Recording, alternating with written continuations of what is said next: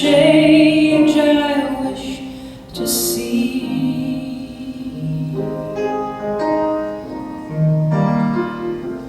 And I know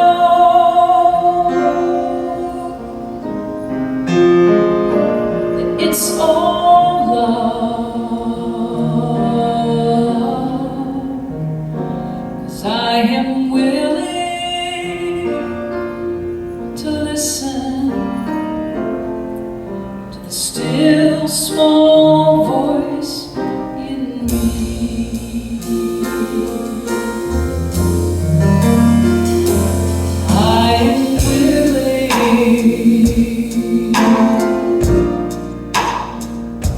to open my mind.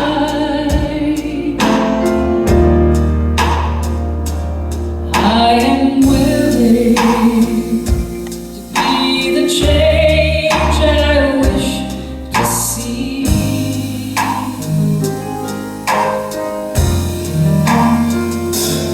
And I know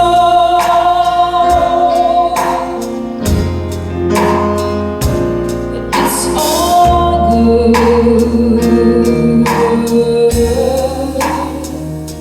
'cause I am willing to listen to the still small voice in me.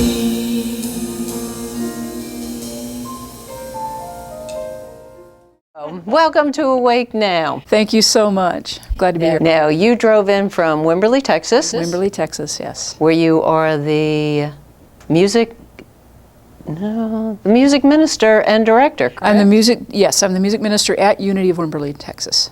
And you are a composer I'm a songwriter, a performer, multi-instrumentalist. since the age of 13. Since the age of, first paying gig was at the age of 13. Really? Yeah. Tell us about it. Junior high, and I actually was playing guitar, and it was for the, I don't know if you remember the Marlo Thomas musical, Free to Be You and Me. And since I was an older kid at 13, the woman who was putting on the show with some elementary school kids said, "Do you want to come and play guitar for the show and we'll pay you?" And I said, "Sure." Very nice. So that was my first paying gig. Did you get hooked? Yeah.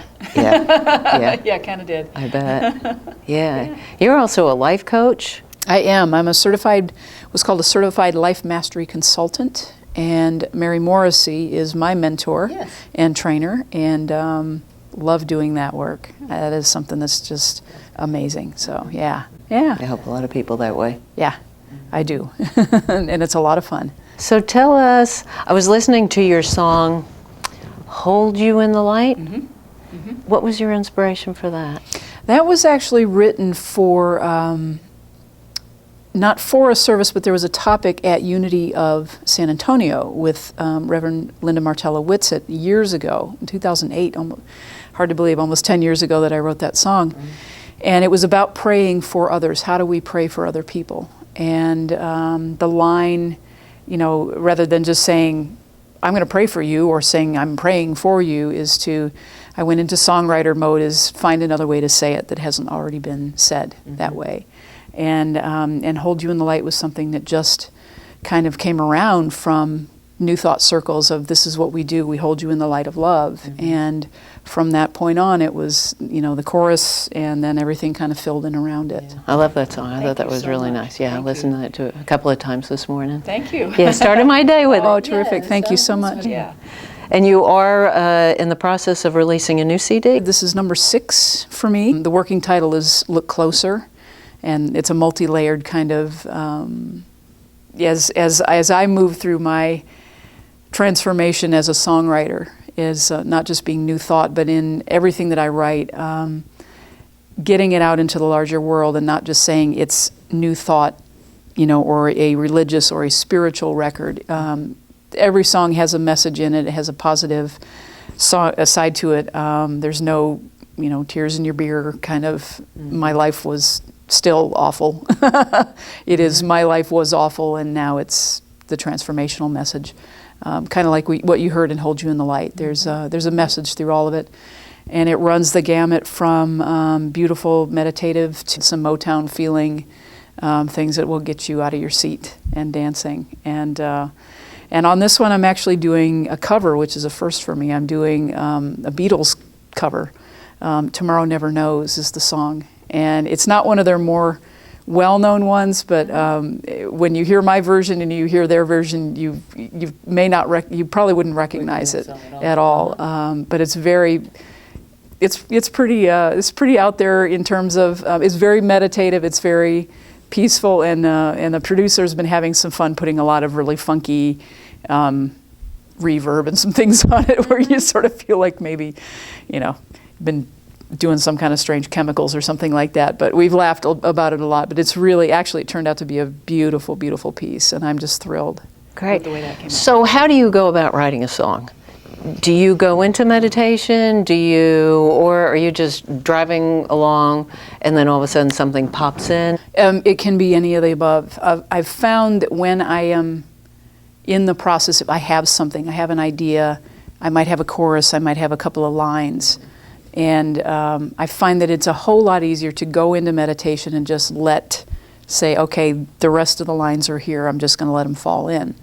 And doing the work of you just keep writing. And I learned a number of years ago in a songwriting group, we do what's called a 14-day song challenge, where basically you just do the work. It's, chop wood, carry water. Yes. In the songwriting world, where you just do the work, and you're preparing for those days where your mind just gets out of the way, and then it drops in, and then you go, oh, this is where that song belongs. This is where that melody goes. This is where that thing that's been, that hasn't let me go belong. And so there is no like, here I'm sitting down today and I write from start to finish and go from end to end. It's, you take all of the pieces, and it's like putting together a giant puzzle. And in the end, usually what I'll end up doing is I'll set it aside for a week or two, just because I know it's not done, and you get those fresh eyes and fresh ears on it. The songwriting challenge for us was writing a song a day for 14 days in a row, and doing a really rough demo, either piano, guitar, voice, just something, and being accountable and putting that file up in a shared file, like in a cloud or in a wiki file or something that keeps us accountable. And there's no rules. The only rule is it has to be a song. It doesn't have to be a good one. Okay. And it can. Well, doesn't that free you? It absolutely frees you. Yeah. It's the process of getting the inner critic, getting the perfectionist, getting the fear of, it's not going to be the best thing I've ever done. And my first challenge, it took me 12 hours to write the first song, because my perfectionist was so, you can't hear this until it's complete. And then I realized I needed to have a life, or I was not going to have a life, or I was not going to get this project done if I continued in that way. And that was the idea. It broke it down and said, okay, get it out of the way. And once I did, it was a lot of fun. Where do you draw your inspiration from? How do you start your day? Do you kind of set the tone? Do you go into meditation? Do you read certain books? I do. Some days I get up and I write. Journaling for me is a meditation, and I also do my affirmative prayers. I write them. It's a kind of I've been journaling for more than 40 years, and it's a place for me to work out. Where is my thought going? It's it's a visual thing, and it's a where is this going? Oh, wait a minute! I just said that. I don't believe that. What can I change about that thought? There are other days what I do. I'll just get up. I'll go sit down on the porch. We have a beautiful view off our back porch, and just watch the morning sun. And Science of Mind magazine. I'm a licensed religious science practitioner, and so that's my morning little hit. I get videos. My morning mentor from Mary Morrissey comes to my email every day, so it varies. I tend to vary the routine because I can get bored. Do you do visualization? Yes, I'm learning to always put fun in the visualization. Go with the feeling, because you don't know, physically how is this going to work out? I don't know, but I just want it to be fun. Yeah. I just want to have a good time. I want it to be relaxed. I want it to just flow. Exactly. Right? Yep. And let just universal forces take over. Yep. Yeah, it makes a huge difference. It does. And those days when I jump up too quickly and just right at it, the day doesn't go quite so well when I don't set it up the way I'd like to have it. Well, it's nice for me because I feel like I'm turning it over. It's like, okay, your job. Yeah. Mm-hmm. Yeah. I'm just going to show up. Yeah. Exactly. Yeah, and it's nice because it's stress-free. Mm-hmm. Mm-hmm. And that's the whole thing. It's just that's when it keeps flowing. Yeah. Yeah. So do you do anything during the day to keep you plugged in? The practice of noticing what I'm noticing, and when I feel myself start getting constricted, is take that breath, take the step back, and saying, when the scenario in my head goes off that getting angry at somebody or that doesn't even exist, or something can happen. I get a phone call about the car, and then I go into that place, and the first question I back away from is, okay, number one, stop. Do I want that to happen? Right. The answer is no, and it's like, okay, so what is the underlying what's going on here? What is triggering anger? Anger is a side effect of fear. So what am I afraid of? I'm afraid of not being heard. I'm afraid of being taken advantage of. I had to deal with a body shop a few weeks ago because I was not mindful of backing out of the driveway and crunched my fender, and there was kind of a one thing after another with this body shop, and at the end it was like, I just don't know what to say except there's some good coming out of this. I don't know what it is. I ended up taking them back 3 or 4 times because it was one thing after didn't fix it, or they broke something else, or in the process. And it was just kind of, okay, I just have to let it go because there's something else going on here. I don't know what it is. I may never know, but my attitude about it is there is something good, there's something greater, and I'm not going to get mired in people not doing, what I think their job should be. So it just makes me a whole lot less stressed. Well, what I do, like what your song says, what we were talking about earlier, I hold you in the light. And it's okay, I can't do anything about them, but I can do something about me. Exactly. And I can, so what makes me feel better when I go to that loving place? And it's just like, okay, I wish for you a good day. I really wish, I hope you go to work and you really enjoy your job, as I would want to. Sure. Kind of set the stage up like that. And it's like, I don't know if anybody else benefits from it, but I know I do. Yes. I always feel so much better. Exactly. And it's quite a discipline to think about what you think about. It really is. It's some of the hardest work I've ever done in my life. It's just, and it's like, damn, there I go again. Like, what the heck? Yeah. And are you mindful about, so you're a musician, do you listen to music as you're driving? I listen to all kinds of stuff. Usually, funny, not when I'm driving. I have been known to take road trips, 12 hours, 14 hours, and never turn the radio on. Yeah, I do that. And because there's so much going on in there, I don't need any other form of entertainment, I guess would be the way to look at it. And it's nice too, I call it my windshield time. Yeah. Because it's just, then I notice the cloud. It's just amazing what we don't notice. Yeah. I don't know about you, but I can just be, driving along, change lanes, and I go, did I look? All of it, because your mind is off somewhere else, and it's like, did I pay attention? It's like, okay, well, thank you. And actually, a couple of the new songs that will be on one or the other of the CDs that are coming out of this project, one in particular was called Wide Open, and it was actually driving from, I think it was from San Antonio back to Austin one day, and not a cloud in the sky except for a couple on the far horizon, and it was just this, wide open sky, and some, again, it was a melody, and it was a repetitive kind of chant like phrase that came out of that turned into this song that I was just open to letting it come through me. And last year I was at a retreat and with a Native American elder in Colorado, and it just dropped in that this song was actually written for a Native American Sundance. And it was just, I was like, no, I'm just staying out of the way and letting it do what it's going to do. So driving is another one of those things that uses a different part of your brain that there's still some things going on and you're still, Right. but you pick up on, what's the trees. Another song was, Cindy and I, my wife and I, were driving to Santa Fe for the first time, driving through West Texas. For both of us, had never been that way, and There's nothing out there before you get into New Mexico. And I think we were somewhere around Lubbock, and the first 4 lines of the song called Santa Fe just dropped in for me. And it's oil fields and cattle ranches, wind farms and cotton patches, this highway straight as a string grows longer than the day. And from that, Nice.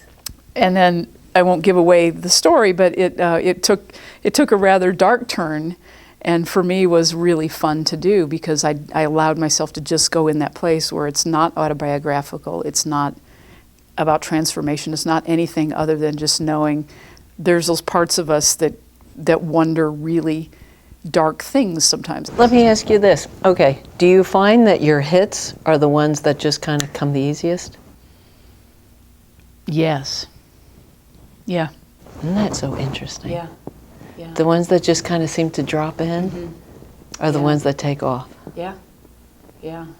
Do you just know it too?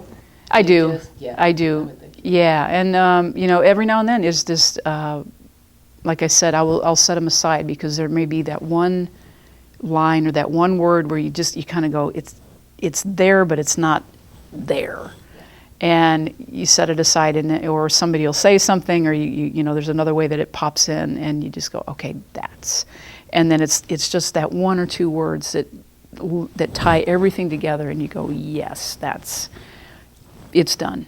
It doesn't need any more. Don't need to polish it anymore. Don't need to wreck it anymore. Just leave it alone. Leave it alone. Right. So yeah. So when you are writing a song, will you use, because how many instruments do you play? A lot. So Guitar, would you bass, use the mandolin, Is or that piano. kind of where you would just get the melody? Is that? I usually start on piano, because that's my primary instrument. Okay.